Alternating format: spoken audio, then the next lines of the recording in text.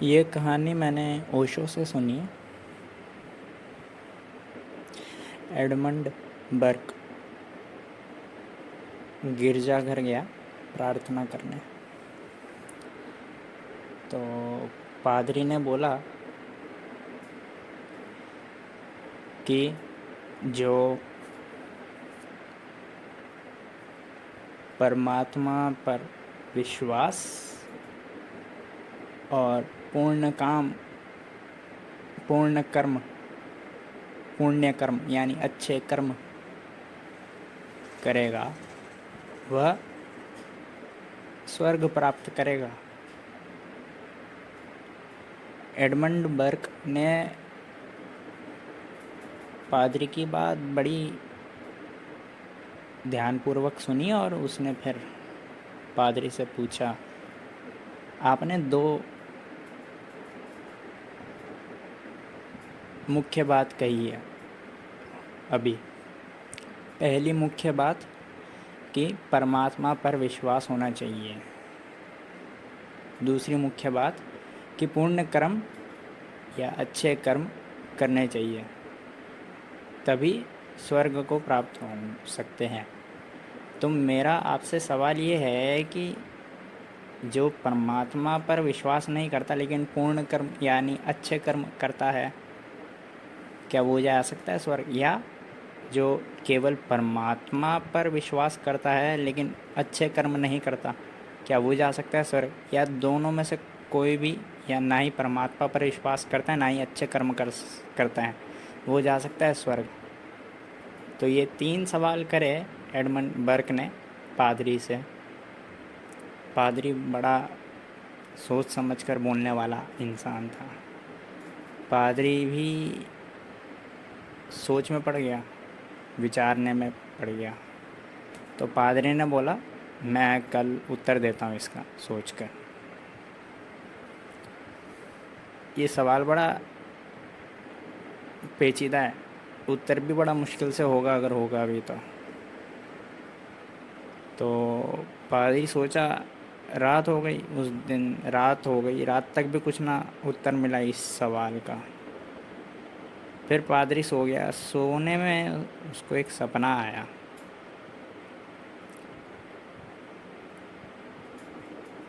तो सपने में वो देखा, वो स्टेशन पर खड़ा है और एक ट्रेन स्वर्ग की ओर जा रही है। और स्टेशन मास्टर बोल ही रहा है कि स्वर्ग की ट्रेन निकल रही है, बस 1 मिनट में बैठ जाए। तो पादरी भागा भागा बैठा स्वर्ग की ट्रेन पर। जब स्वर्ग की ट्रेन स्वर्ग के स्टेशन पर पहुंची, तो पादरी जब स्टेशन पर उतरा तब बड़ा हैरान हुआ। ना वहाँ पे फूल खिले थे, धूल मिट्टी थी स्टेशन पर। उसने स्टेशन को फिर से देखा, तख्ती लगी हुई थी स्वर्ग का स्टेशन। स्टेशन तो स्वर्ग का ही था। उसे विश्वास ना हुआ, सन्नाटा एकदम। तो स्टेशन मास्टर से पूछा उसने कि ये स्वर्ग का ही स्टेशन है ना? तो स्टेशन मास्टर ने बोला, हाँ स्वर्ग का ही स्टेशन है। स्टेशन मास्टर भी एकदम रूखा सूखा।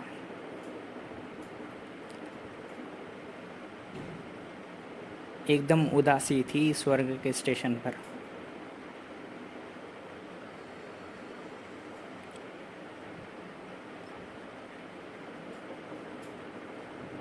उसने पूछा, गौतम बुद्ध और सुकरात यहीं पर मिलेंगे? क्योंकि दोनों परमात्मा पर नहीं मानते थे। तो स्टेशन मास्टर ने बोला कि इन नाम के व्यक्ति तो हैं नहीं स्टेशन पर। आप एक बार नर्क के स्टेशन पर जाकर देख सकते हैं। स्टेशन मास्टर ने बोला कि अभी 5 मिनट में यहाँ से नर्क की ट्रेन छूटेगी, आप उसमें चढ़कर नर्क के स्टेशन पर जाके छानबीन कर सकते हैं। तब पादरी नर्क की ट्रेन में चढ़ा और नर्क के स्टेशन पर पहुंचा। स्टेशन पर उतरा, उसने तख्ती पर देखा कि नर्क का स्टेशन सही जगह पहुंचा था। फिर उसने देखा फर्श एकदम साफ, रंगीन फूल थे लगे हुए थे, चिड़िया चहचहा रही थी, मस्त लोग नाच रहे थे, हंस रहे थे, कूद रहे थे। और उसने स्टेशन मास्टर से पूछा, नर्क के स्टेशन से, कि यहाँ पे गौतम बुद्ध और सुकरात मिलेंगे? तो उसने बोला हाँ ज़रूर मिलेंगे ना, आप थोड़ा आगे जाइए, आगे एक वेटिंग रूम है, वहाँ पे बैठे हुए होंगे। तो वो गया, वो हैरान हो गया, वहाँ पे तो गौतम बुद्ध और सुकरात दोनों थे। दोनों परमात्मा पर नहीं मानते थे, लेकिन एकदम शांति दिखी उसको उसमें। और जितने भी लोग बैठे हुए थे सब शांत, एकदम मस्त, आनंदित। और ये नर्क का स्टेशन था। तब उसकी आँख खुली पादरी की, और वो गिरजाघर गया, एडमंड बर्ग आया। तो पादरी ने बोला एडमंड बर्ग को, जो कल आपने सवाल पूछे थे उसका उत्तर तो मैं नहीं खोज पाया, हाँ लेकिन मैंने कल रात एक सपना देखा था, वो सपना मैं आपको वर्णित कर देता हूँ। तो पादरी ने पूरा सपना बोला, और फिर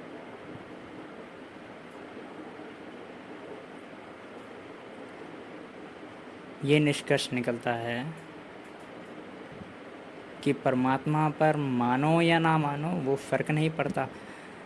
अच्छे कर्म करे होंगे तो अगर नर्क भी चले जाओगे तो वो भी स्वर्ग जैसा रौनक आ जाएगी वहाँ पर। जैसे गौतम बुद्ध और सुकरात के पहुँचने से कितना स्वच्छ, कितने फूल, कितने रंगीन, कितने आनंदित, कितने शांत हो गया था नर्क का स्टेशन।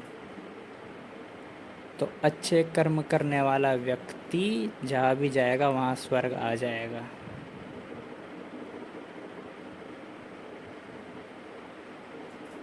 गौतम बुद्ध थोड़ी मानते थे किसी परमात्मा में, या सुकरात थोड़ी मानता था किसी परमात्मा में। वो गए जहाँ भी जाते, अच्छे कर्म करने वाले इंसान थे। तो एडमंड बर्ग फिर यही बोला कि इतना तो साफ है कि परमात्मा पर ना भी मानो, लेकिन अगर कर्म अच्छे हो तो स्वर्ग को तुम प्राप्त नहीं हो तो स्वर्ग ही हो जाता है पूरा। और बस यहीं तक ओशो ने बोला। अब मैं अपनी व्याख्या देता हूँ। और धम्मपद में भी कई जगह लिखा है एथिकल स्ट्राइविंग, यानी अच्छे कर्म करने की ओर प्रयास करना, एफर्ट लगाना। परमात्मा की बात ही नहीं है, अच्छे कर्म होंगे तो स्वर्ग आ ही जाएगा।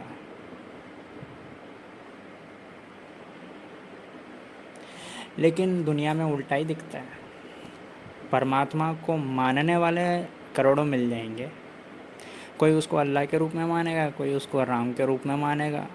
और मज़े की बात यह है, दोनों मानने वाले आपस में भी लड़ते हुए दिख जाएंगे। क्या लड़ना अच्छा कर्म है?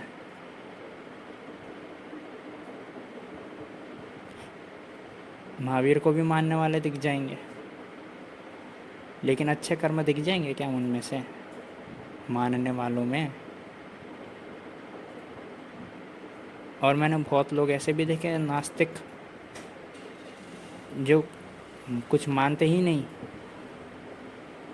लेकिन अगर दूर से कोई भी देखेगा तो बोलेगा कितना धार्मिक व्यक्ति है। इसे मैं धार्मिक व्यक्ति की परिभाषा बोलता हूँ। किसको मानो आप या किसको ना मानो, वो आपकी मर्ज़ी। अगर अच्छे कर्म आपसे निकलते हैं तो निश्चिंत आप धार्मिक व्यक्ति कहलाएंगे। धार्मिक व्यक्ति कहलाए जाने के लिए किसी धर्म को मानना ज़रूरी नहीं है। किसी भी धर्म को अगर आप नहीं मानते हैं तो भी धार्मिक व्यक्ति कहला सकते हैं आप, सिर्फ आपके कर्मों के बदौलत।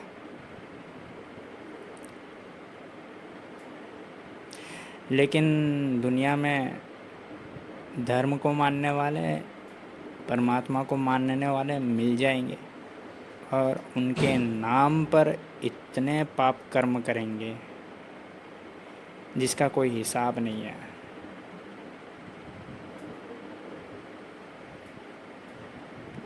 दुकानें खोल रखी है लोगों ने तो।